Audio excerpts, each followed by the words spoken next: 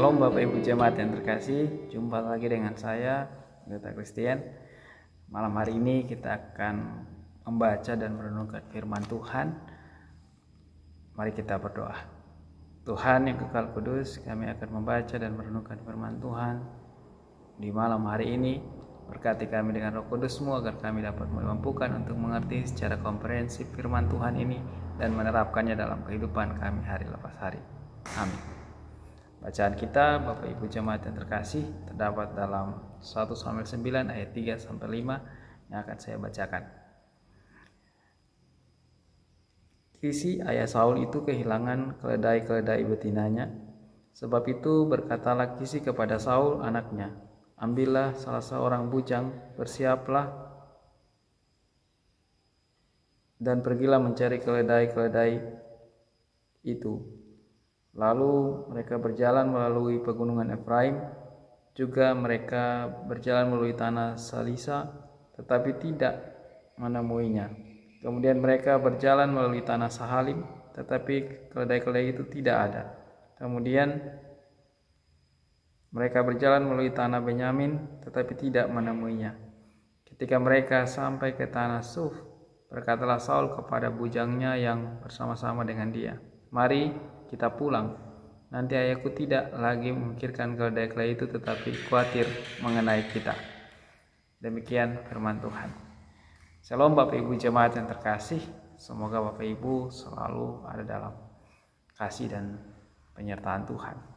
Malam hari ini kita membaca dan merenungkan tentang firman Tuhan terkait dengan hal yang menarik dari perjalanan Saul yang kemudian diurapi menjadi raja, dan kemudian ayahnya mengalami musibah, kehilangan keledai-keledainya atau harta benda yang pada waktu itu juga sangat berharga. Dalam hal ini ayahnya mengutus Saul untuk memimpin dengan para pekerja, para bawahannya untuk pergi dan mencari. Dalam perjalanan mereka tidak menjumpainya, dan kemudian dalam perjalanan selanjutnya Saul berkata bahwa mari kita kembali karena pasti ayah saya sudah gelisah dan tidak lagi memikirkan tentang yang hilang, tapi memikirkan tentang keselamatan kita.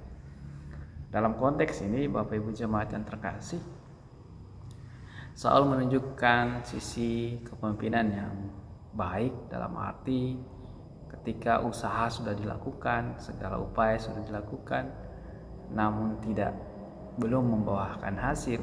Saul melihat bahwa dalam perjalanan pencarian itu keselamatan menjadi yang utama, karena mereka berjalan lewat satu tempat ke tempat yang lain, sangat rawan dengan berbagai kejahatan dan mara bahaya.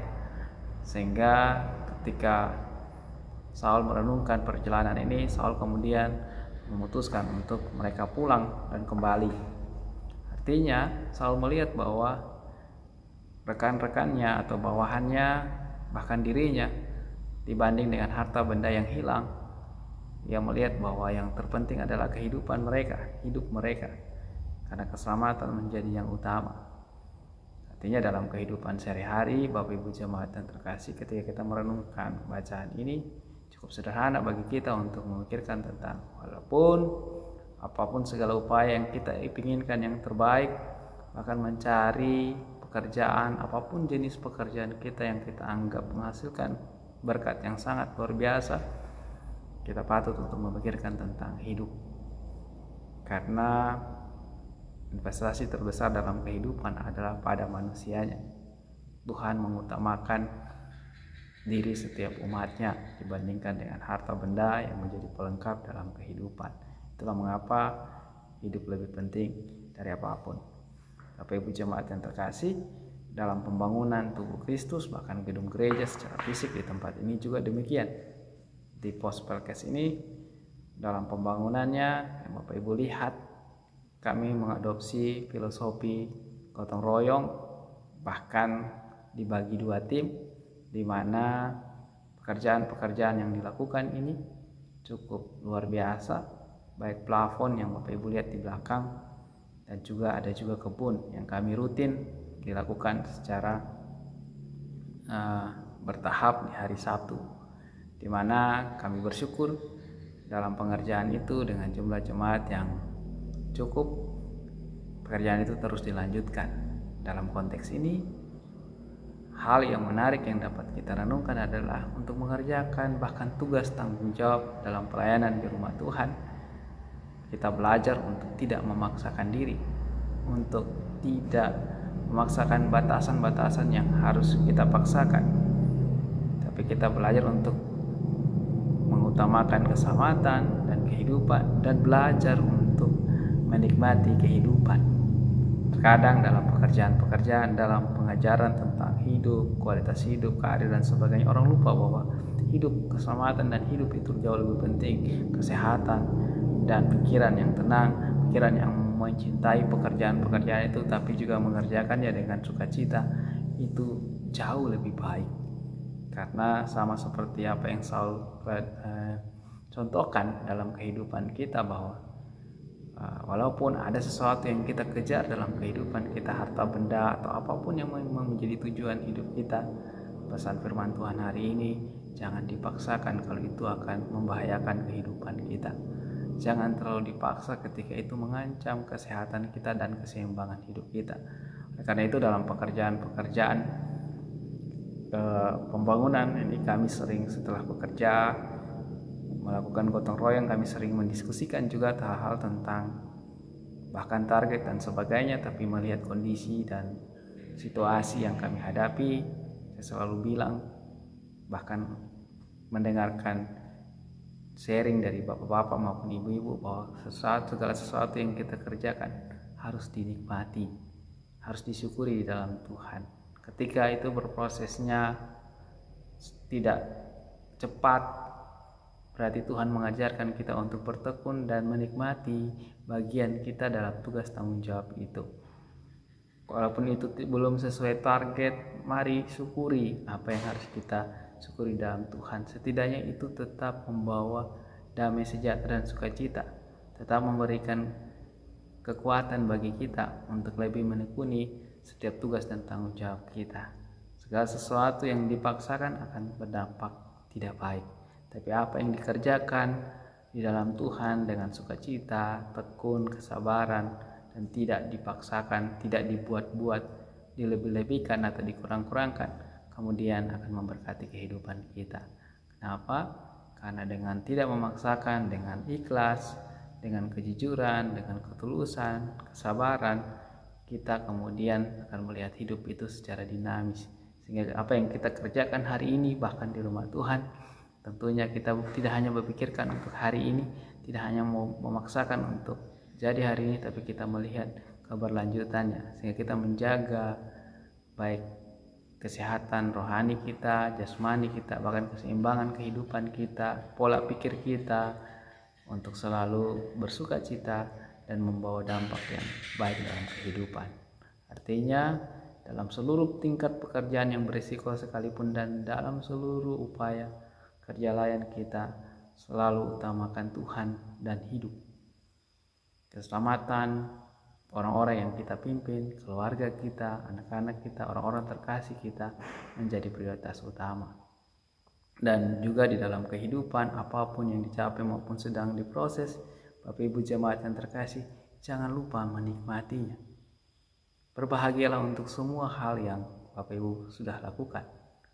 Jangan berkompetisi hanya karena mau begini dan begitu, sehingga memaksakan kehendak, memaksakan segala sesuatu yang merusak damai sejahtera dan sukacita baik dalam pikiran kita, hati kita, bahkan dalam tindakan-tindakan kita yang membuat kita menyimpang dari Tuhan, bahkan mengancam keselamatan kita maupun orang banyak, bahkan orang-orang terkasih yang ada bersama dengan kita.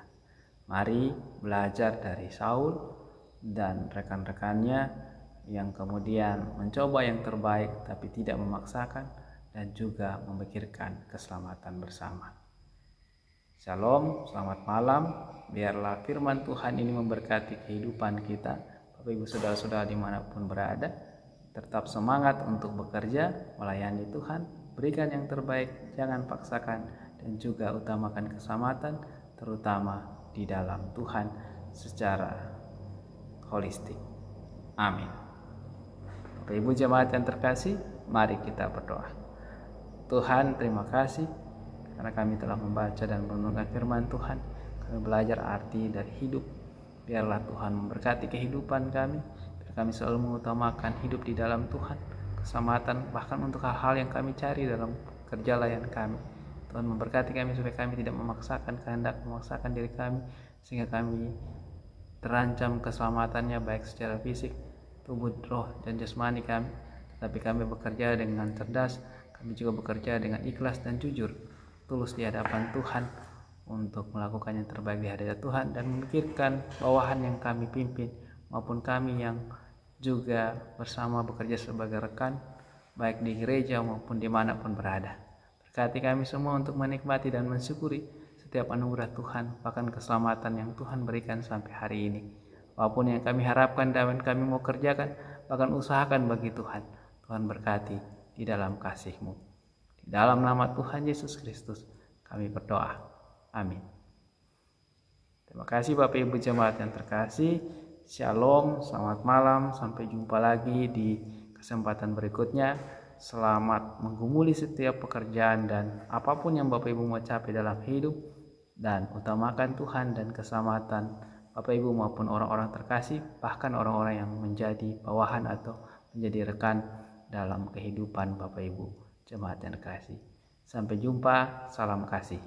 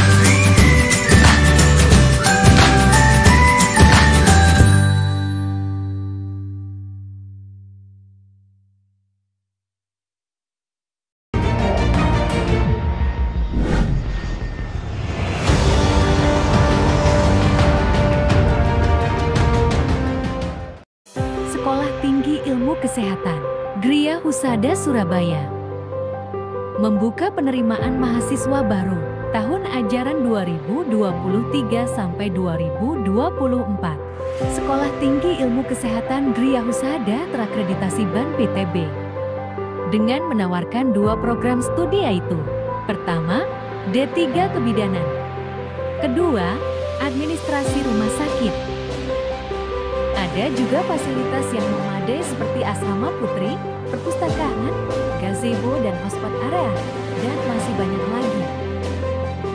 Pendaftaran gelombang pertama dibuka pada Desember 2022 sampai Februari 2023. Gelombang kedua dibuka pada Maret 2023 sampai Mei 2023. Gelombang ketiga dibuka pada Juni 2023 sampai September 2023. Untuk informasi lebih lanjut dapat menghubungi nomor di bawah ini.